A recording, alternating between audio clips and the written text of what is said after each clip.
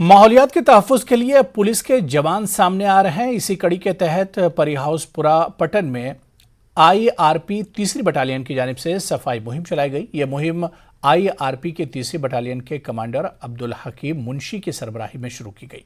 इस सफाई मुहिम में बटालियन के दीगर अफसरान के अलावा तमाम जवानों ने हिस्सा लेकर परिहासपुरा के आसपास इलाकों में सफाई की और लोगों को अपने आसपास के माहौल को साफ सुथरा रखने की बेदारी दी। कमांडर अब्दुल हकीम मुंशी ने लोगों से कहा कि वो आबी ज़खायर और अपने आसपास के माहौल को साफ और शफाफ रखने में अहम किरदार अदा करें ताकि आने वाली नस्लों को साफ और शफाफ माहौल फराहम हो सके।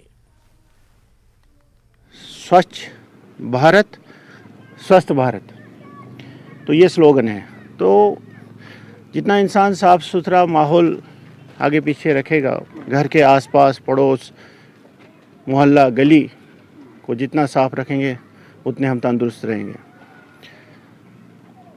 गंदगी से माहौल की आलूदगी की वजह से कई तरह की बीमारियों का अंदेशा रहता है, इसलिए साफ़ सफाई साफ़ सुथरा रहना और साफ़ रहना हमारे लिए निहायत ज़रूरी है।